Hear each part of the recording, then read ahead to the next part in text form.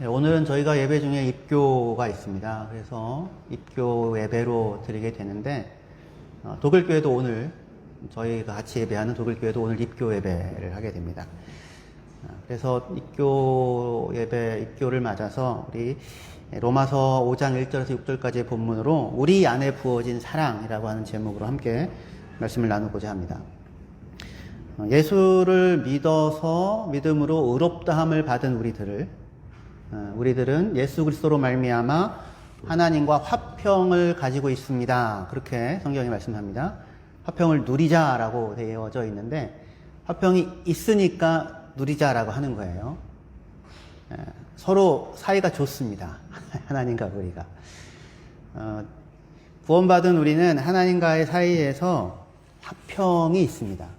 다시 얘기해서 더 이상 거리낌이나 적대감을 가지고 하나님과 관계하는 게 아니라 사랑과 신뢰를 가지고 하나님과 관계할 수 있게 되었어요.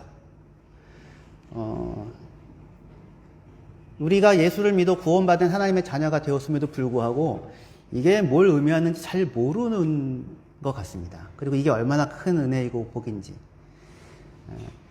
여러분들 이렇게 살아가면서 누군가와의 사이가 좋다. 그 사람을 생각하면 기분이 좋고 사랑스러워지고 뭐라도 주고 싶고 그런 분들이 있는가 하면 또 관계 속에서 생각만 하면은 골치 아파지고 저쪽에서 나타나면 얼른 피하고 싶고 되게 힘든, 그죠? 그런 관계가 있을 수도 있습니다. 그런데 하나님과 우리 사이에 무엇이 있대요? 화평이 있대요. 평화가 있대요. 하나님과 우리 사이가 가깝답니다. 사랑과 신뢰로 항상 만날 수 있고 우리가 진실함으로 하나님께 나아가면 하나님도 진실한 사랑으로 우리를 대하시는 그러한 관계 속에 우리가 있게 되었습니다. 할렐루야. 이게 구원받은 우리의 가장 큰 복이에요. 가장 큰 복이고 가장 큰 특권입니다. 다른 거 아니고 가정 형편 살림살이가 좀 나아졌다. 물론 복이긴 하지만 오래 안 갑니다. 그 기쁨이라고 하는 게. 그런데 그게 아니라 어느 순간 어느 때든지 우리가 믿음으로 의롭다함을 얻었으니 우리가 하나님과의 사이에서 뭘 가지고 있다? 화평을 가지고 있다. 평화를 가지고 있다. 그래서 그 하나님과의 사귐, 관계가 깊어지고 그 깊어진 관계를 날마다 누려가는 것, 그걸 영생이라고 부르는 겁니다. 여기로 부른 거예요. 이 복을 누리고 살라고. 근데 이때 이것이 구원받은 신자의 특권이라고 할 수 있는데 이때 중요한, 오늘 말씀을 통해서 살펴보려고 하는 중요한 포인트는 이 구원은, 이 은혜는 다만 내가 받는 게 아니라 다만 나에게만 해당되어지는 것이 아니라 우리라고 하는 공동체에 대하여서 이 구원의 은혜가 주어진다라고 성경이 말씀하고 있다는 사실입니다. 이 구원의 은혜에 참여하는 것이 다만 나 개인이 아니라 우리라는 사실이에요. 우리 읽었던 본문 로마서 5장 1절에서 6절까지 보시면 우리라는 말이 계속해서 나옵니다. 우리가 의롭다함을 받았다. 우리가 화평을 누리자. 우리가 믿음으로 서 있는 이 은혜에 들어감을 얻었다. 그죠? 그래서 우리 한글 개역 성경에는 8번 우리라는 말이 나옵니다. 근데 원문에는 한 11번 정도 쓰였다고 할 수 있어요. 영어 ESV는 12번이나 씁니다. 그거는 영어 문법상 아마 우리가 필요한 부분이 있어서 하나가 더 들어갔던 것 같아요. 다시 얘기해서 많이 쓰여요. 우리라고 하는 것이. 그러니까 다시 얘기해서 성경은 구원을 이야기할 때에 다만 신자 개인이 아닌 성도의 공동체를 뜻하는 우리로서 구원에 대해서 이야기하고 있다라고 하는 것입니다. 굉장히 중요한 내용입니다. 2절에 보시면 우리가 이 은혜에 들어감을 얻었다라고 얘기하죠. 누가 얻었다고요?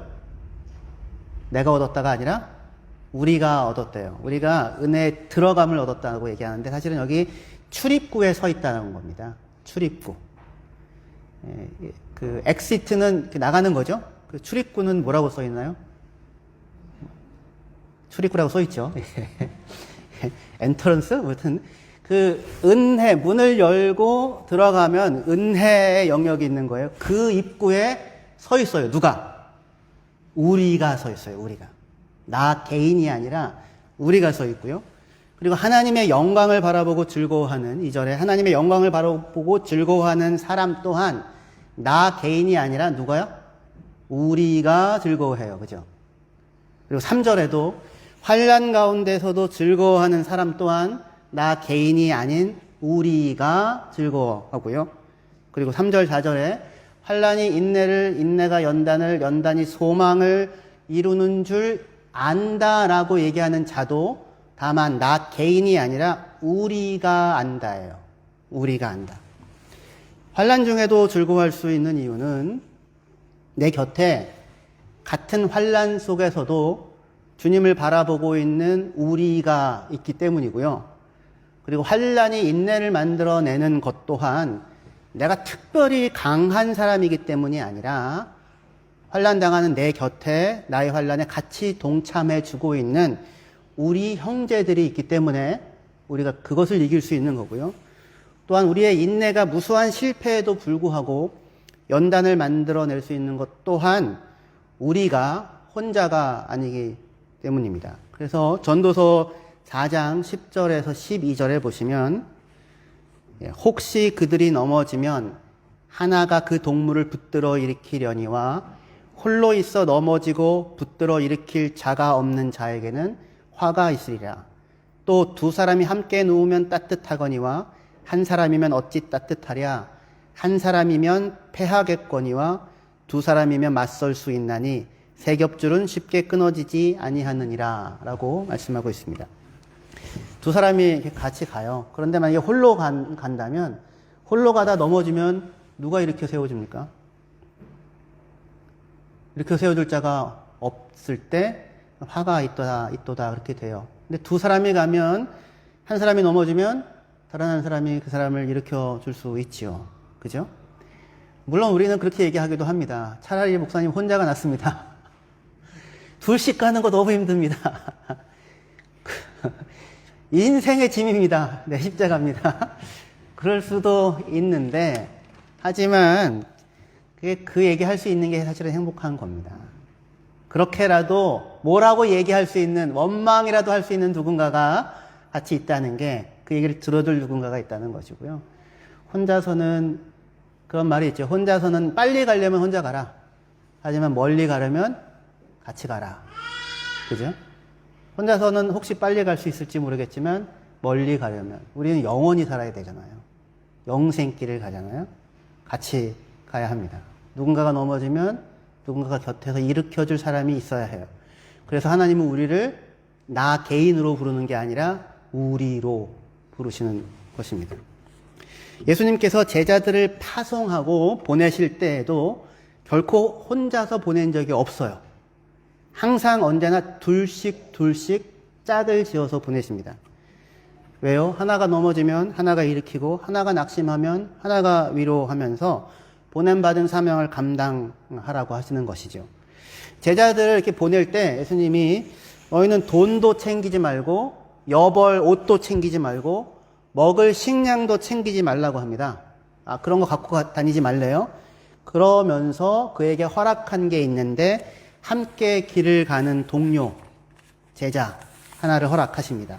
그래서 마가복음 6장 7절에서 9절에 보시면 12 제자를 부르사 둘씩 보내시며 귀신을 제어하는 권능을 주시고 명하시되 여행을 위하여 지팡이 외에는 양식이나 배낭이나 전대의 돈이나 아무것도 가지지 말며 신만 신고 두 벌 옷도 입지 말라 하시고 그렇게 말씀하세요. 양식, 먹을 음식 갖고 다니지 말랍니다. 배낭, 이렇게 짊어지고 다닐 생각도 하지 말랍니다. 그리고 전대 돈도 갖고 다니지 말래요. 그럼 어떻게 먹고 살라는 겁니까? 가서 어느 동네에 둘씩 가서 복음을 전하면 맞아들이는 사람들이 있겠죠. 그 사람들을 전제하는 거예요. 공동체를. 복음을 듣고 생겨날.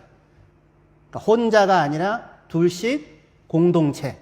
이렇게 보내지는 것이 예수님이 우리를 보내는 보냄이었습니다. 그러니까 제자들에게 양식도 배낭도 돈도 허락하지 않았고, 신발 하나 지금 신고 있는 것, 옷 하나 지금 입고 있는 것, 그리고 곁에 붙여준 함께하는 사람 한 사람, 그리고 복음을 통하여 만나게 되는 또 다른 공동체, 이렇게 우리에게 허락하셔서 구원, 하나님의 나라를 누려가라고 하시는 것입니다.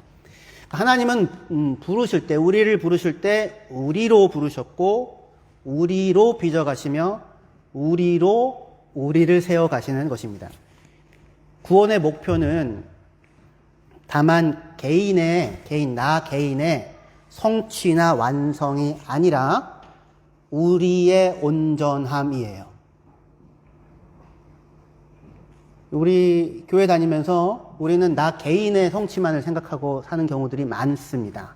근데 아니에요. 성경의 전망과 시각은 우리가 그렇게 말씀합니다. 그리고 우리로 이 부름이 부르심의 방향이며 교회 공동체로 부르셨잖아요. 그리고 하나님의 우리를 향한 부르심의 목표인 하나님의 영광에 참여하는 것, 거기에 도달할 수 있는 수단, 방법, 통로도 우리예요. 우리에 넣으시고는 그 목표를 이루어 가십니다.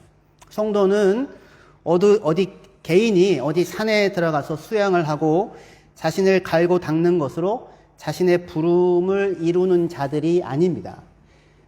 불교는 혼자 해도 괜찮아요. 절은 산속에 있어도 괜찮습니다. 근데 교회는요? 교회는 아니에요. 성도라는 말 자체가 거룩한 무리라고 하는 거죠. 도가 무리도자잖아요. 처음부터. 그죠? 나 혼자 고고한 거룩한 성도라는 건 성경에 없어요. 그런 거는 없습니다. 카할이라고, 히브리어로 카할이라고 부름받은 무리들이에요. 하나님의 백성의 공동체. 그래서 성도는 언제나 다른 지체들과 함께 서 있는, 함께 살아가는 자들로 부름받습니다. 우리는 예수 믿어 구원받아 천국 가는 것이 아니라 1차적으로 예수 믿어 구원받아 어디로 들어와요?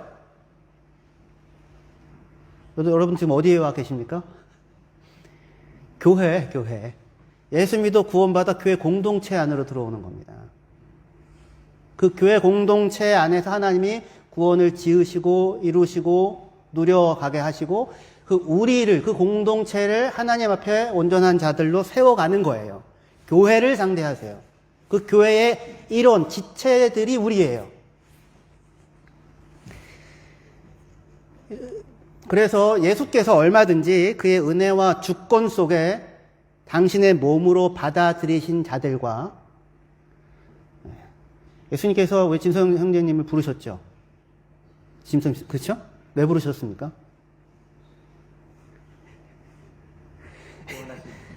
말 잘 들을 것 같아서. 그것만 해주면 진짜 죽도록 충성봉사하겠다. 지금 충성봉사하고 계십니다. 너무너무 감사합니다. 정말로. 근데 그럴 줄 알아서 권하신 게 아니라 그의 주권과 은혜로 부르셨어요. 그의 주권과 은혜로. 그가 얼마든지 주께서 부르시는 자들을 부르시는 거예요. 지나가시다가 부르세요. 제자들을. 지나가시다가 베드로와 야고보가 금을 깃는 것을 보고 씻는 것을 보고 부르십니다. 지나가시다가. 그의 은혜와 주권으로 불러 어디에 속하게 하십니까? 자기의 몸에 구원받은 하나님의 공동체에 속하게 하시죠. 그죠? 그렇게 하여 부름받은 자들이 저와 여러분들입니다. 그렇게 얼마든지 당신의 주권과 은혜로 받아들이신 자들과 더불어서 예수님의 몸된 교회의 지체로서 우리 한 사람 한 사람이 부름을 받았습니다. 어디 천상에 있는 교회가 아니라 여러분 곁에 있는 사람들, 여기가 교회예요. 신약성경에 교회라고 에클레시아라는 말이 쓰여지는데 거기에 어떤 천상의 공동체를 표현하지 않습니다. 항상 구체적인 지역교회예요. 에베소에 있는 교회에 편지하노니, 고린도에 있는 교회에 편지하노니, 램스타인에 있는 교회에 편지하노니, 하나님 우리 주 예수 그리스도와 하나님 우리 아버지로부터 은혜와 평강이 너에게 있을지어다. 이렇게 되는 거예요. 어디 하늘에 있는 교회가 아니라 고린도에 있는 교회, 램스타에 있는 하나님의 교회에 편지하는 거예요. 우리들에게. 그래서 우리 곁에 있는 이 지체들과 더불어서 예수 안에서 함께 지어지고 함께 자라가는 것을 통해 우리를 향한 하나님의 부르심인 하나님의 영광에 참여하는 것을 이루어가는 것. 그게 하나님이 우리를 부르신 부름이고 그게 하나님의 구원입니다. 거의 하나님의 영광이에요. 왜냐하면 하나님의 영광은 어떤 게 하나님의 영광입니까? 그것의 가장 그것다운 모습이 나타날 때 영광이라고 하거든요. 그것의 가장 그것다운 모습이 나타날 때 보통 우리는 하나님의 영광이 십자가에서 나타났다고 얘기를 해요.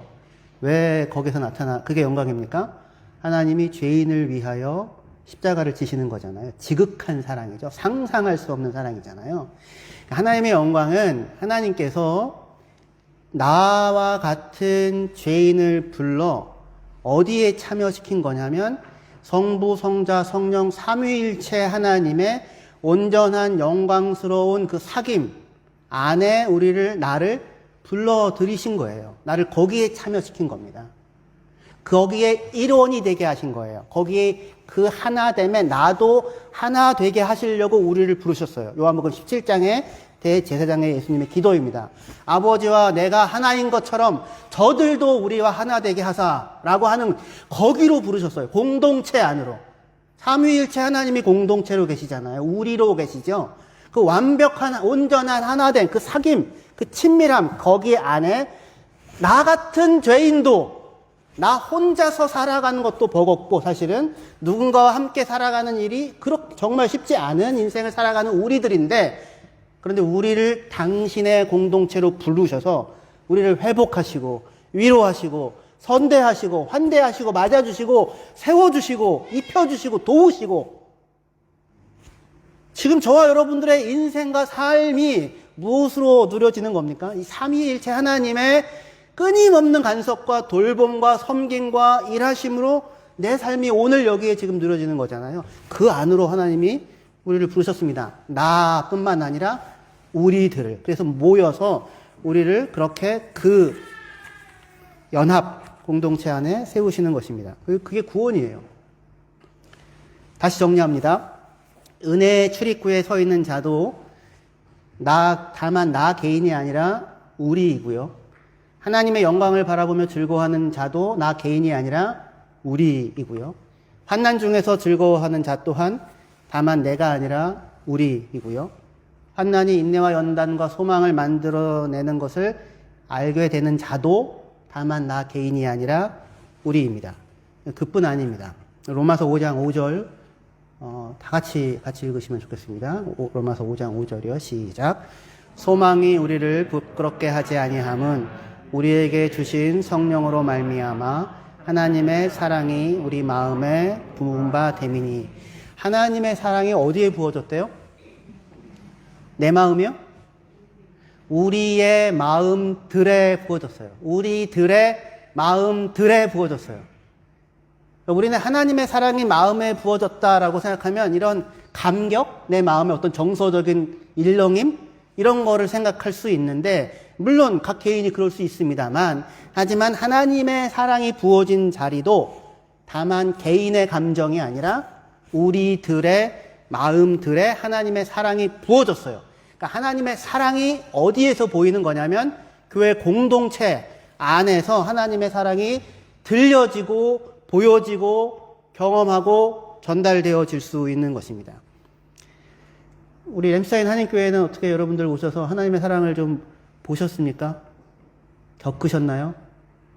예. 할렐루야. 예. 우리 교회는 나 개인으로는 부족할지 몰라도 교회로서는 하나님이 교회를 통하여 당신의 사랑을 나타내시고 흘려보내시고 보여주세요. 하나님 우리 공동체 안에서 일하셔서 당신의 사랑을 알게 하고 경험하게 하고 누리게 하는 일들을 우리 가운데 빚어가고 계십니다. 할렐루야. 그 증거가 저는 여러분들 자신이라고 생각합니다. 우리 강영 집사님 아까 찬양하실 때 이렇게 그 앞에 이제 주와 같은 분은 없네! 뭐 이렇게 말씀하시잖아요. 그죠? 온 마음을 다하여서 그렇게 하시거든요. 아마 여러 번 연습하시지 않았을까 싶기도 합니다. 네? 주일 예배 끝나고 집에 가면 다음 주에 부를 찬양이 올라와요. 벌써. 그리고 늘 준비하고 기도하고 그걸 하고 계시는 거예요. 대단한 섬김이죠. 왜 그런 걸 할까요? 혹시 아셨습니까? 저는 옆에서 보면 와 정말 대단하다. 너무 감사하다. 누가 돈 주는 것도 아니고 성과급을 주는 것도 아니고 누가 알아주는 것도 아닌데 그 희생, 그 섬김을 기쁘게 해요. 그렇게 해서 우리가 함께 예배 드리는 게 가능해지죠. 은혜롭게 찬양할 수 있게 되죠. 반주하시는 분도 마찬가지고 기타 치시는 분도 마찬가지고 찬양하시는 분들도 마찬가지죠. 한 사람 한 사람의 귀한 섬김이 모여져서 하나님의 사랑이 드러나고 예배하고 전달되어진 일들이 가능해지잖아요. 우리 통역하시는 분도 마찬가지고 너무너무 감사한 분들이죠. 그 사랑이 모여서 교회 되면 한 번의 예배를 그리고 매 순간의 삶을 가능하게 합니다. 하나님의 사랑이 다만 나 개인의 감정에 부어진 게 아니라 우리들의 마음들에 부어지고 있다고요. 하나님 날 언제 사랑하셨다 그래요? 왜 내 기도 하나도 안 들어주시고 혹시 그렇게 생각되신다면 오늘 예배 드려지는 이 자리가 가능하다고 하는 것 그 자체가 하나님의 사랑이 우리들 가운데 오늘도 부어지고 매 순간 부어지고 있다는 사실을 확인할 수 있는 것이라고 할 수 있을 것입니다. 하나님은 내 안에서만 일하시는 것이 아니라 우리 안에서 일하십니다. 나의 성공과 나의 출세와 나의 변화만을 위해 복 주시는 게 아니고요. 우리의 성공과 우리의 출세, 그러니까 우리의 세상으로 나감, 그리고 우리의 변화를 위해 우리에게 복을 주십니다. 한국교회는 구원의 개인적인 측면이 지나치게 강조된 나머지 중요한 부분이 있어요. 하지만 성경이 말하는 구원의 공동체성을 많이 놓쳐서 신앙이 왜곡되고 가난해진 부분도 있습니다.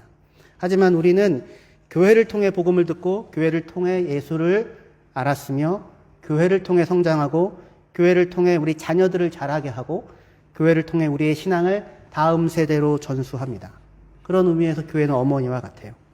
나 혼자 잘나서 예수 믿은 거 아니고요. 아무도 그런 사람 없습니다. 아무도 없어요. 그 앞에 신앙의 공동체가 있었습니다. 우리 선배들이 있었고요.